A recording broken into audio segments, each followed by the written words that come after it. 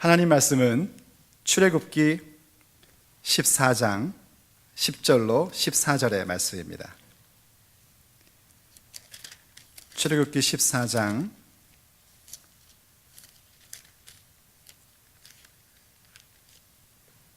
10절로 14절의 말씀입니다.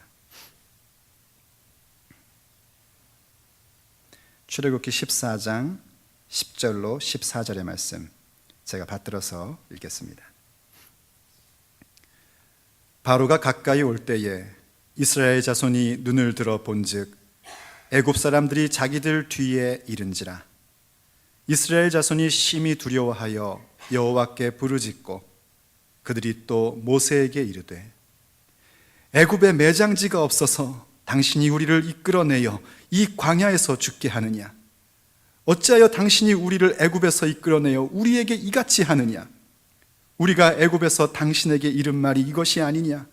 이르기를 우리를 내버려 두라. 우리가 애굽 사람을 섬길 것이라 하지 아니하더냐?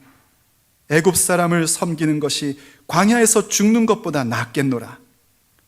모세가 백성에게 이르되 너희는 두려워하지 말고 가만히 서서 여호와께서 오늘 너희를 위하여 행하시는 구원을 보라. 너희가 오늘 본 애굽 사람을 영원히 다시 보지 아니하리라. 여호와께서 너희를 위하여 싸우시리니 너희는 가만히 있을지니라. 아멘. 오늘도 하나님의 구원이 우리와 함께하기를 축복합니다. 성경에 기록되어 있는 모세의 내용들을 우리가 살펴보면 우리가 지금까지 함께 묵상하고 나누었던 자신의 하나님을 아는 사람들의 모습이 고스란히 모세에게 나타나고 있는 것을 발견하게 됩니다. 자신의 하나님을 아는 사람들은 세상의 절망스러운 그런 상황 속에서도 희망의 모습으로 세워지는 사람인데, 이 모세는 출생할 때부터 이스라엘 민족이 이집트에서 마치 노예로서 그렇게 살고 있던 절망스러운 시대였습니다. 그런 시대에 모세는 그야말로 이스라엘 민족에게 희망이 되는 그런 사람으로 그렇게 부름을 받았었죠.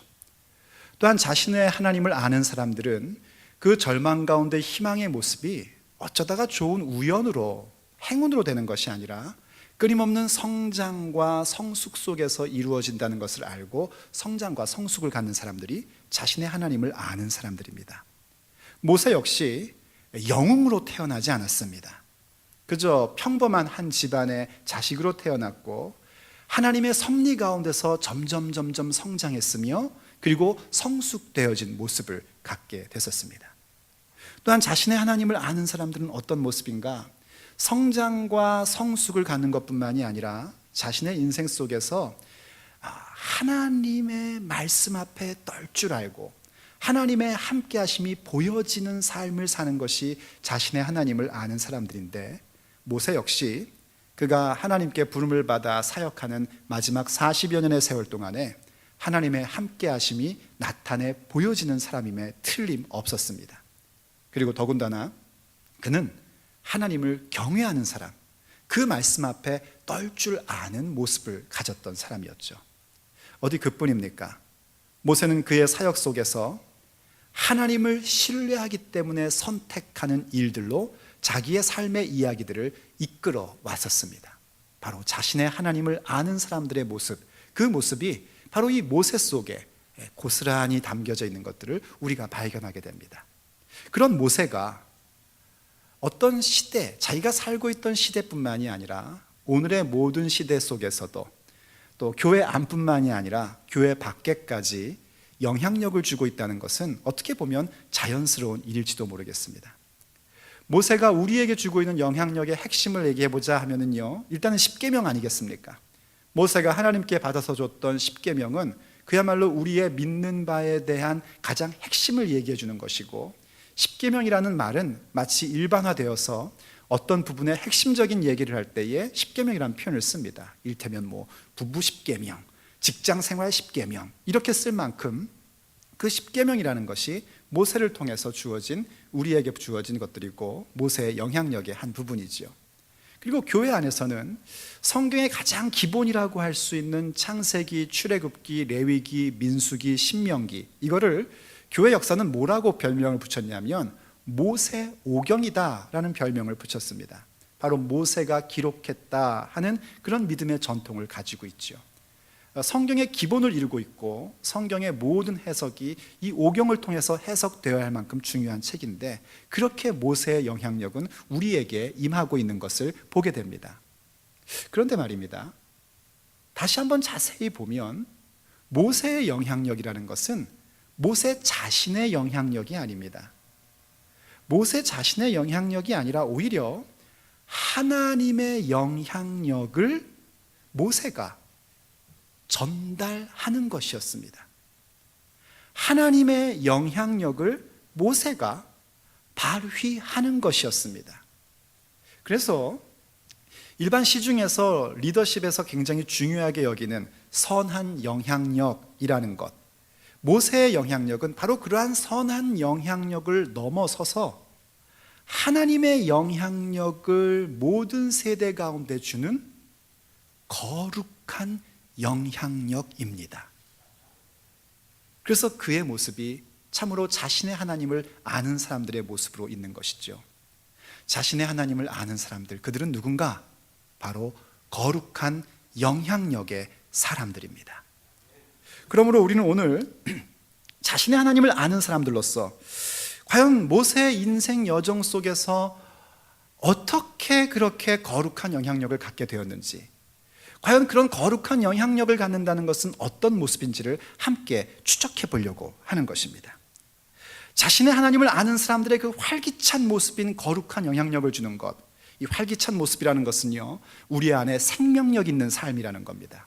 예수의 생명력이 있기에 활기찬 인생을 살 수 있는 그 거룩한 영향력은 어디서부터 시작되는고 하니, 하나님의 부르심에 응답하는 것에서부터 시작을 합니다. 하나님이 부르시는 그 소명에 응답하는 겁니다. 사회적 부름에 응답하는 것이 아니라요, 하나님의 부르심에 응답할 줄 알아야지 됩니다. 그래야 자신의 하나님을 아는 사람들의 활기찬 모습인 거룩한 영향력이 우리 가운데 나타나게 되고, 하나님의 그 영향력이 우리를 통하여 많은 사람들에게 전달되는 귀한 역사를 보게 되는 것입니다. 출애굽기 3장 4절과 5절에서 이렇게 얘기를 합니다. 출애굽기 3장 4절과 5절을 보면은요, 여호와께서 그가 보려고 돌이켜 오는 것을 보신지라 하나님이 떨기나무 가운데서 그를 불러 이르시되 모세야 모세야 하시매 그가 이르되 내가 여기 있나이다. 하나님이 이르시되 이리로 가까이 오지 말라. 내가 선 곳은 거룩한 땅이니 내 발에서 신을 벗으라. 아멘. 화면이 안 나와도 다 음성으로 듣고 여러분들이 기억하는 줄로 믿습니다. 이 무슨 장면이냐면 하나님께서 모세를 부르시는 장면입니다. 어느 날 모세가 광야에서 살고 있었습니다. 모세는 미디안 광야로에서 40년의 세월을 살았죠. 그가 본래 40이 되었을 때에는 뭔가 사회적인 요구에 의해서 자기 민족인 이스라엘을 해방시키겠다는 모습으로 나선 적이 있었습니다. 하지만 여지없이 실패를 하고 오히려 이집트의 반역자의 신분이 되어서 망명 생활을 미디안에서 하게 됩니다. 미디안에서 망명 생활을 하는데 한 해, 두 해, 5년, 10년이 아니라 40년 동안 망명의 생활을 한 겁니다. 한번 생각해 보십시오. 40년 동안 미디안 광야에서 양치기를 합니다. 전에는 어떤 사람이었냐면 세계 최강대국 가운데 차기 대권자로서도 손색이 없는 사람이었고 차기 대권을 노려볼 수 있는 그런 위치에 있던 사람입니다. 근데 40년의 세월이 지나면서 점점 모세라는 이름은 잊혀져 갑니다. 가장 두려운 것은 사람들에게 내가 잊혀지는 존재가 된다는 것 아니겠습니까? 그렇게 무기력하고 허무함 가운데 있는 모세에게 하나님이 그를 하나님의 부르심으로 부르십니다. 그것은 하나님의 소명입니다. 사회가 필요하기 때문이 아니라 하나님이 부르시는 거죠. 어느 날 모세가 그렇게 허무감 속에서 무기력함 속에서 양을 치고 있다가 한 떨기나무를 보게 됩니다. 그 떨기나무라는 것은 가시나무를 얘기하는 것인데요, 그 가시나무에 불이 붙은 거예요. 학자들의 말에 의하면요, 광야에서는 이 떨기나무가 가끔씩 불 붙는 현상들이 있었답니다. 워낙 건조하고 햇볕이 강렬하니까 이렇게 마찰에 의해서 불이 확 타버린단 말이죠. 그래서 불이 나면 타서 없어져야 되는데 이 떨기나무는 어떻게 된 것이 불이 나긴 나는데 타지를 않는 거예요. 그래서 거참 신기하다 하고 가까이 가본 겁니다. 그랬더니 하나님께서 말씀하십니다. 모세야, 모세야, 가까이 오지 말라. 내 발에 신을 벗으라. 하니까 모세가 신발을 얼른 벗었습니다. 신을 벗는다는 것은 출애굽기 1차 독자에게는 무슨 의미인지 확 옵니다. 신을 벗는 유대인들의 풍습은 뭐냐면 내 권세, 내 어떤 권리를 너에게 이양한다 할 때 신발을 벗습니다. 그러니까 하나님이 너의 모든 권리, 네가 지금까지 살아왔던 모든 것 나한테 넘겨라 하는 미닝으로 내 발에 신을 벗으라 한 거예요. 그래서 모세가 놀래가지고 신발을 벗었습니다. 얘긴즉슨 하나님께서 이스라엘 민족이 지금 박해받고 고통 가운데 있는데 내가 가서 그 민족을 구해내야겠다 하는 것입니다. 여러분 같으면 어떻게 하시겠습니까? 제가 이 말씀을 묵상하면서 한번 상상해 봤습니다. 어느 날 집에 내가 가만히 있는데 갑자기 촛불에 불이 확 붙는 거예요. 그래서 이게 뭔 일이지? 하고 봤더니 촛농이 녹질 않는 거예요. 별일이다 하고 가까이 갔더니 그 속에서 음성이 들리는 거예요. 영희야, 진리와 교회를 이끌어 가라. 그럼 제가 어떻게 하겠습니까? 그렇죠, 뭐 할렐루야, 이게 왜 은혜입니까? 아마 완전히 뒤집어질 겁니다. 그런데 모세는 별로 뒤집어지는 모습을 보이질 않습니다. 여러분이 출애굽기 3장과 4장을 보면은요, 모세는 하나님이 그렇게 부르시는데 별로 이렇게 좀 탐탁지 않은 모습으로 나옵니다. 제가 뭔데 이집트에 가가지고 백성을 구해내라고 할 수 있겠습니까? 그렇게 하는 이유는 그만한 이유가 있어요. 모세는요, 이집트에서 40년 동안 자란 사람입니다.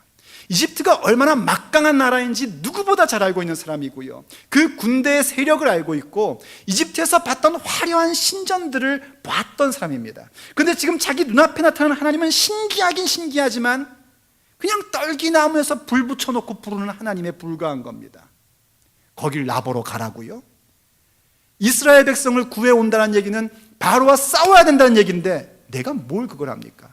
더 신경질 나는 건 뭐냐면 옛날에 내가 40대에 한번 나섰을 때 하나님은 뭐 하셨습니까? 하는 마음이 슬그머니 올라오는 거죠. 하지만 하나님이니까 뭐라고 그런 말을 못하고 제가 뭐간데 가서 그렇게 하겠습니까?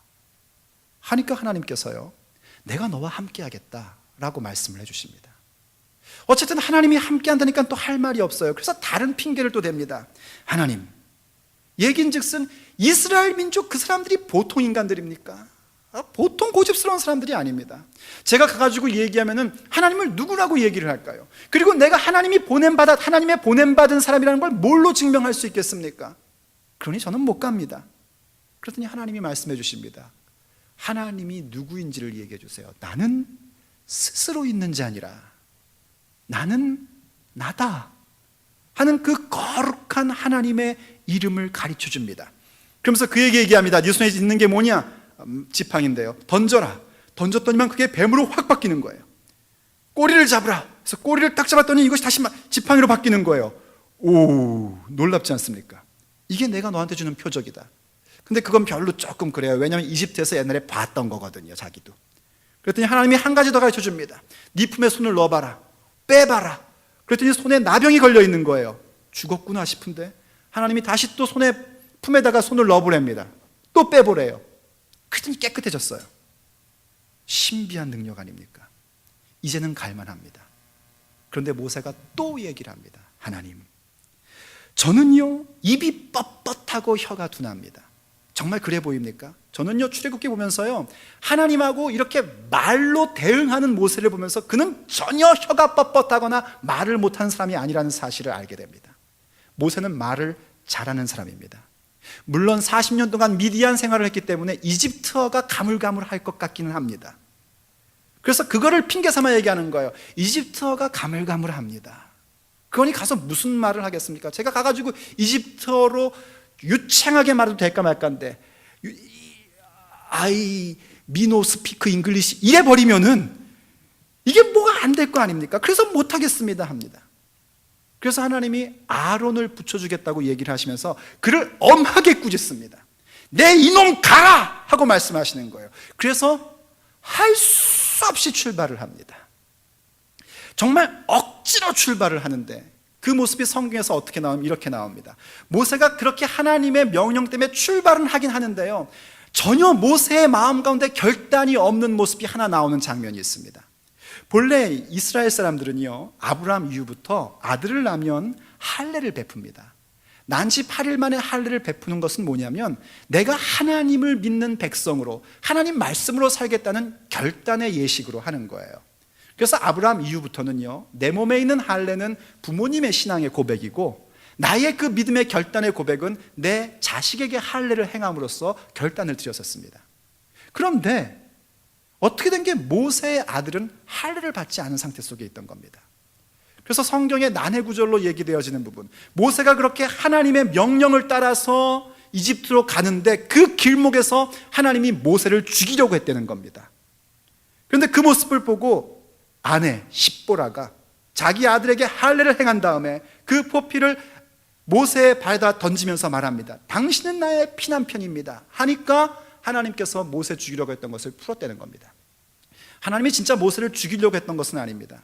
그건 뭐냐면 하나님 나라의 사역을 함에 있어서 우리의 결단이 얼마나 중요한 역할인가를 하나님이 말씀해 주는 겁니다.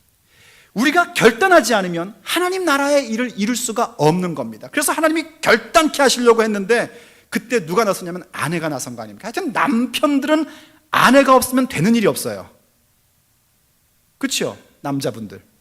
하여튼 이 아내들은 그래서 늘 하나님 말씀 가운데 서 있고 말씀의 결단으로 나가는 아내들이 돼야 됩니다. 여기 모인 아내들은 전부 다 그러기를 축복합니다. 그리고 여러분 남자들은요 그 아내의 결단이 얼마나 중요한지를 알고 정신 차리고 같이 믿음의 길을 갈 수 있기를 축복합니다. 어쨌든 간에 이게 중요한 얘기가 아니고 그래서 결국은 가게 된 겁니다. 지금 제가 하고 싶은 얘기가 뭐냐면 우리가 하나님 앞에서 자신의 하나님을 아는 사람들로서 거룩한 영향력을 갖는 그 활기 있는 인생, 그 힘찬 인생을 산다는 것은 하나님의 부르심에 응답하는 삶을 살아야 되는데 정말 응답하기 싫다고 해도 억지로 그 부르심에 응답하는 자가 되셔야 한다는 겁니다. 그것이 없이는 어떤 일도 일어나지 않습니다. 정말 하나님의 부르심에 대해서 여러분들이 관심을 가져야 됩니다. 아이고 촛불에 불이 붙었는데 촛농이 안 떨어지네, 우리 집은 앞으로 초 살 필요가 없네, 이래버리면 안 됩니다. 정말 하나님이 나를 부르시고 있다는 사실에 대해서 관심을 가지셔야 됩니다. 하나님이 나를 부르시는 일들에 대하여 포기하지만 안 됩니다. 정말 할까 말까 갈등하다가 에이 귀찮아 해버리면 안 됩니다. 정말 강제로라도 억지로라도 하나님의 부르심에 응답하는 자가 되셔야 합니다. 예수를 믿어야 합니다. 예수를 믿기로 결정하셔야 합니다. 거기에 하나님께서 우리에게 주시는 활기찬 인생인 거룩한 영향력의 사람의 삶이 시작될 수 있는 것입니다. 여러분, 하나님이 여러분을 부르고 계시지 않습니까? 하나님께서 여러분 가운데에 예수 그리스도의 믿음을 주시고 예수 믿고 구원받는 자가 되라고 말씀하고 계시지 않습니까? 그 부르심에 바른 응답으로 나타나십시오. 그것이 여러분의 인생에 거룩한 영향력으로 세우시는 하나님의 계획의 출발점이 되는 것입니다. 물론 여러분, 우리가 부르심에 응답하는 것으로 끝나는 것은 아닙니다. 부르심에 응답했다면 반드시 그 다음엔 무엇이 와야 되는가? 영적인 성장이 우리에게 주어져야 됩니다. 기독교 일각에서요 그런 모습들을 우리에게 종종 보여줍니다. 마치 예수님을 영접하면 모든 것이 다 된 것 같은 그런 모습들을 가끔 보여주는데 그건 틀린 겁니다. 그건 다른 게 아니라 틀린 겁니다. 거듭남, 예수님을 믿어서 거듭났다는 것과 성장하는 것, growing up 하는 것, 이것은 뗄래야 뗄 수 없는 관계입니다. 거듭남과 영적 성장은 항상 같이 있어야 됩니다. 그런데 예수님 믿고 영접한 것이 다 끝난 것처럼 생각해 버리니까 교회에 다니는 사람들은 많은데 예수의 사람은 드문 겁니다. 정말 거듭났으면 영적인 성장을 가져야 됩니다. 영적 성장이라는 것은 그저 생각이 달라졌다는 차원이 아닙니다. 영적 성장이라는 것은 우리의 전인적인 성장을 얘기해 주는 겁니다. 우리의 holiness라는 표현을 쓰죠. holiness가 아니라 holiness, 전부 다인 것. 우리의 전인적인 성장이에요. 내 마음가짐과 내가 생각하는 방법과 판단의 기준, 그리고 내가 삶에서 갖는 태도의 모습이 정말 성장한 모습으로 나아가는 겁니다. 그게 거듭난 사람이 마땅히 가져야 되는 모습이에요. 그리고 그 성장이 우리를 어떻게 만들어주는가? 인생의 현실 속에서 만나는 어떤 장벽 속에서도 빛나는 모습으로 세워주는 역사를 우리에게 만들어주는 것입니다. 그래서 자신의 하나님을 아는 사람들이 갖는 거룩한 영향력의 사람은 누구인가? 그는 바로 영적인 성장을 가짐으로 하나님이 우리를 세우시던 빛나는 모습으로 세워지는 경험과 그 은혜를 추구하는 사람들인 겁니다. 모세가요 하나님의 부르심을 받고 겨우겨우 따라간 거 아닙니까? 정말 그때 아내가 함께 안 갔으면 어떡할 뻔했습니까? 십보라가 같이 갔었기 때문에 그가 결국은 간 겁니다. 그래서 결국 아론을 만나요. 아론을 만나가지고 이야기를 나눈 다음에 백성들을 만납니다. 이스라엘 민족을 만나서 하나님이 나를 보내셨다라고 얘기를 해줍니다. 그리고 그 얘기를 해주고 표적을 보여줍니다. 아마 제 생각에는 막대기가 뱀으로 바뀌는 거 한번 해줬고, 그리고 이것도 한번 해주고, 그러니까 사람들이 보니까 어때요? 우와 할 거 아닙니까? 그래서 사람들이 얘기를 합니다. 하나님께서 우리의 고통을 들으셨구나 하면서 모세와 함께 하나님을 경배합니다. 굉장히 은혜로웠을 거 아닙니까? 그리고 나서 모세가 드디어 이제 본격적으로 바로를 만나서 이야기를 하는 겁니다. 처음부터 내 민족 다 데리고 나가겠다 이렇게 얘기하지 않고요, 처음에 이런 얘기를 합니다. 3일 길을 나가서 우리의 조상 하나님을 경배하고 돌아오겠다 하고 얘기를 하니까 바로가 워낙에 강팍한 사람이래 가지고요 그렇게는 못하겠다 합니다. 그러게는 못하겠다 하는 정도가 아니라 너희들이 게을러서 이러는구나, 니네들 편해서 그러지, 편해서 너희들 교회 다니는 거지, 이렇게 얘기가 나오는 겁니다. 그리고 그들이 맡았던 벽돌 만드는 일들에 있어서 지푸라기를 구하는 일을 니들이 직접 구하라고 얘기를 해요. 그러면서 벽돌의 수량은 전과 똑같이 하려는 겁니다. 사람들이 너무 힘들어진 겁니다. 노동의 양이 배로 늘어난 거예요. 지푸라기를 직접 구해서 똑같은 벽돌을 만들어내는 것은 불가능한 일이었거든요.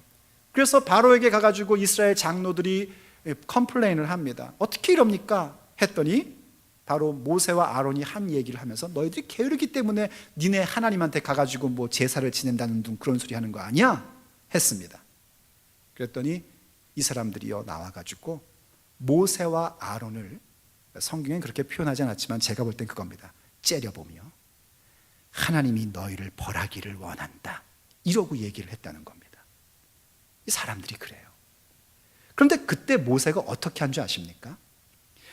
출애굽기 5장 22절과 23절을 보면 모세가 이렇게 그 모습들에 대하여 반응을 나타낸 것을 보여주는데요. 모세가 여호와께 돌아와서 아뢰되 주여 어찌하여 이 백성이 학대를 당하게 하셨나이까? 어찌하여 나를 보내셨나이까? 내가 바로에게 들어가서 주의 이름으로 말한 후로부터 그가 이 백성을 더 학대하며 주께서도 주의 백성을 구원하지 아니하시나이다. 무슨 말인 줄 아십니까? 왜 우리를 이렇게 힘들게 만드냐는 겁니다. 누가 한 얘기냐면 모세가 한 얘기란 말입니다. 우리가 알던 모세가 아니잖아요. 그러면서 하는 얘기하면 왜 날 보냈어요? 이겁니다. 하나님이 나를 보내셔서 내가 여기 왔다면, 내가 바로한테 딱 얘기를 할 때 바로가 오 모세요, 당신이 여호와께서 보내신 선지자였군요, 마음껏 가십시오, 이렇게 할 줄로 안 모양이죠. 근데 하나님은 그렇게 말씀하시지 않았거든요. 네가 가서 얘기하면 바로는 강팍해서 안 보낼 거다라고 이미 말씀해 주셨거든요.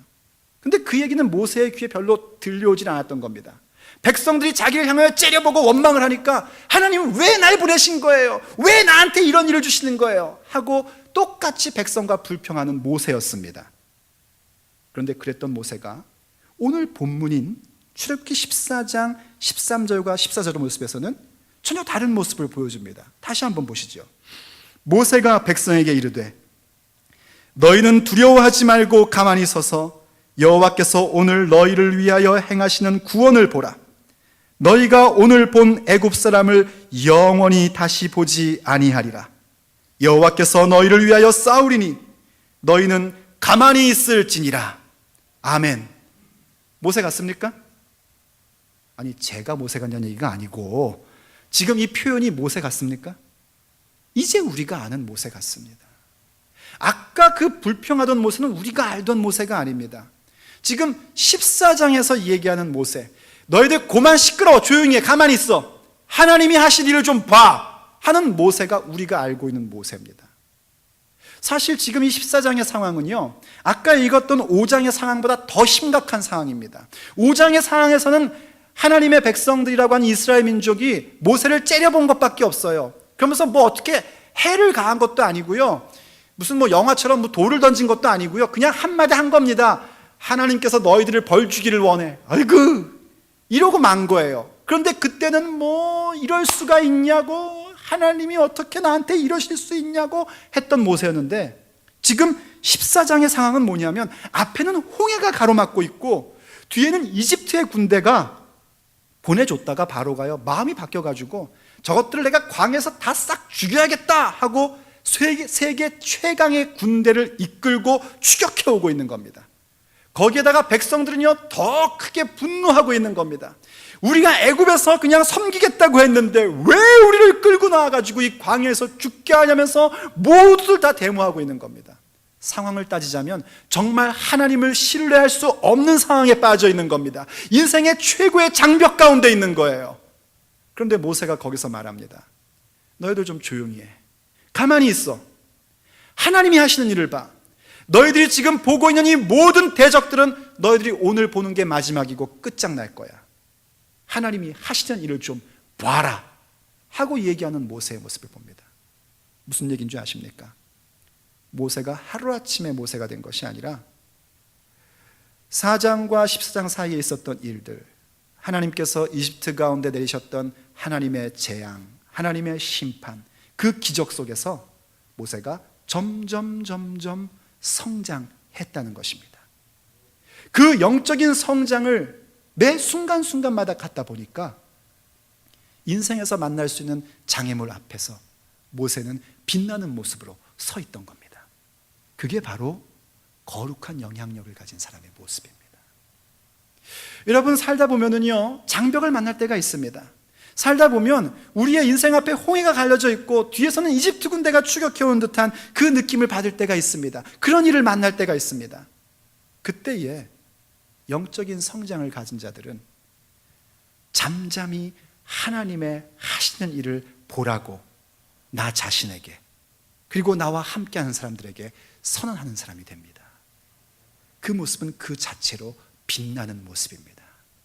왜냐하면 하나님을 도저히 신뢰할 수 없는 상황임에도 불구하고 하나님을 신뢰할 수 있는 그 믿음의 모습이야말로 자신의 하나님을 아는 사람으로서 거룩한 힘과 거룩한 영향력을 가진 사람이기 때문입니다.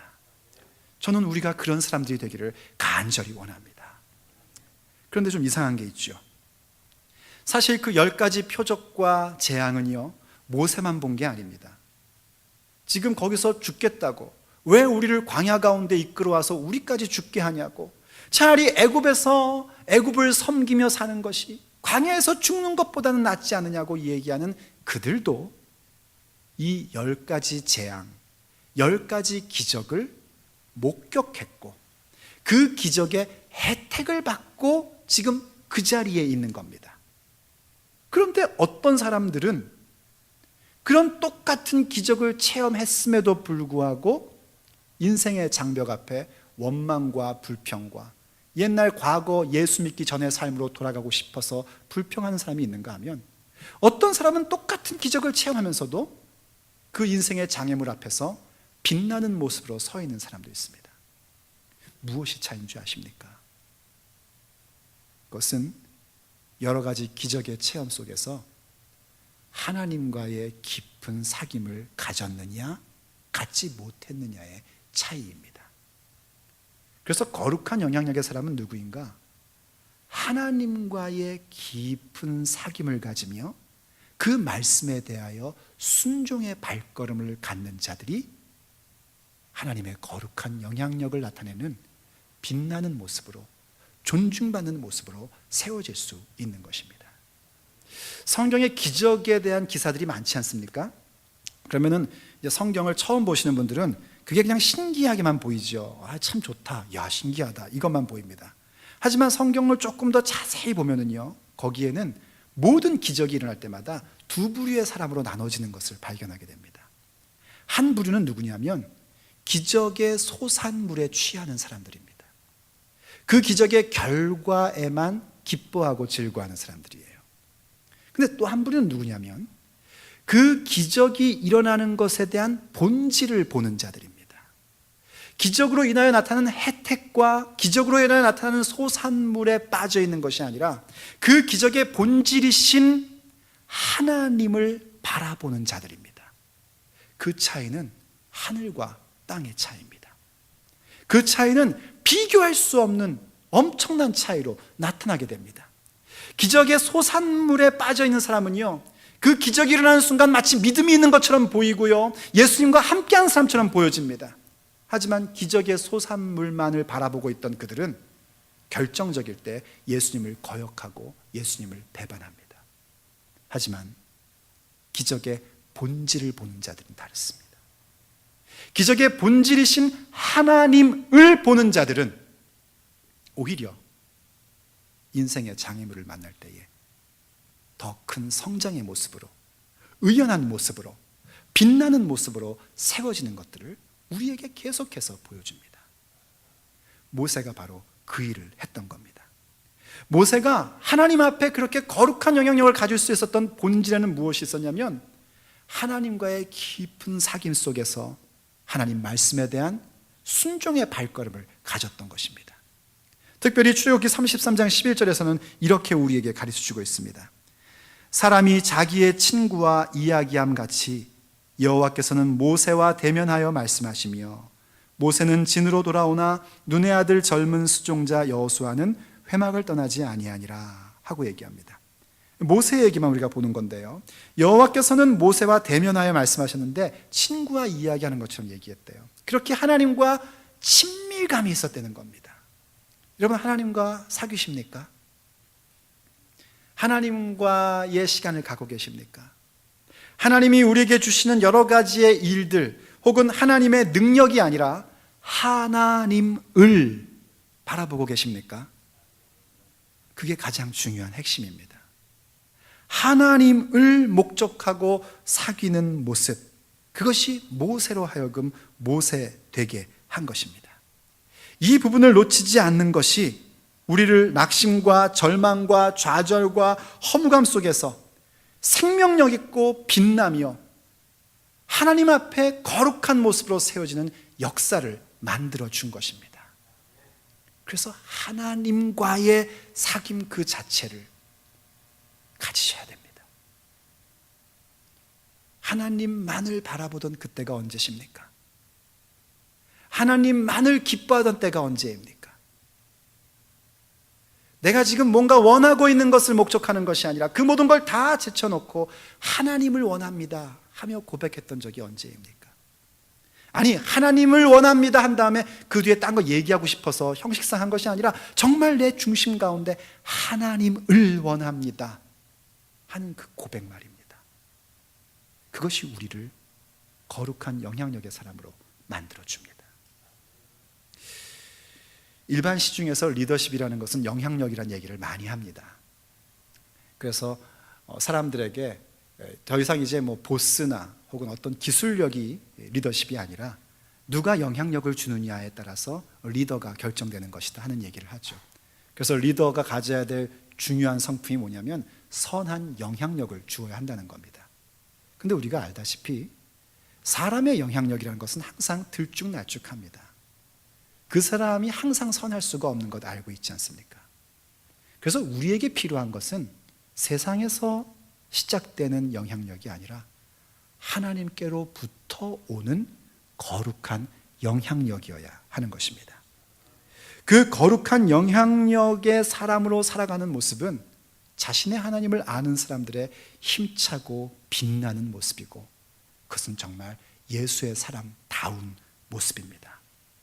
그러므로 여러분, 하나님의 부르심에 응답하십시오. 그리고 하나님의 부르심에 응답하셨습니까? 그렇다면 영적인 성장을 꿈꾸십시오.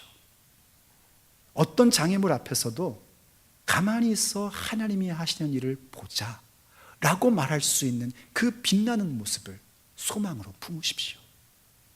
그리고 그 소망을 품었습니까? 그렇다면 이제 하나님이 우리의 인생 가운데 베푸시는 기적 속에서, 그 놀라운 은혜 속에서 소산물에 취한 자가 아니라 그 모든 기적의 본질이신, 본체이신 하나님을 바라보는 자가 되십시오. 하나님과 사귀십시오. 어느새 우리의 삶은 자신의 하나님을 아는 사람들로서 거룩한 영향력을 이 땅 가운데 전달하고 발휘하는 사람들로 함께 서 있을 것입니다. 기도하시겠습니다. 사랑하는 아버지 하나님, 저희들을 거룩한 영향력의 사람으로 불러주셔서 감사드립니다. 믿음의 삶을 살고 교회 다니면서 지나왔던 세월들을 돌이켜보면 참으로 많은 기적들을 경험하며 살았던 우리들입니다. 정말 그때 하나님이 도우셨지, 그때 하나님이 이렇게 해주셨구나 하는 그 기적들을 우리는 많이도 체험하며 살아왔습니다. 하지만 때로는 우리가 그 기적의 소산물에만 눈이 어두워서 그 기적의 본체이신 하나님과의 사귐을 소홀히 했던 것도 있었습니다. 그런 저희들을 용서하여 주시옵소서. 이제는 기적의 소산물이 아니라 기적의 본체이신 하나님을 원하는 자가 되겠습니다. 주님을 더 원합니다. 그리고 하나님의 그 부르심에 억지로라도 응답하고, 그리고 기꺼이 응답하겠습니다. 우리를 키워주시옵소서. 인생의 홍해 앞에서도, 이집트의 추격 가운데서도 의연히 서서 오늘 하나님이 하시는 일을 보라고 외칠 수 있는 그 빛나는 모습의 사람들, 자신의 하나님을 아는 사람들의 모습이 바로 우리가 되기를 원합니다. 주여 붙잡아 주시옵소서. 우리 주 예수 그리스도의 이름으로 간절히 기도 올립니다. 아멘.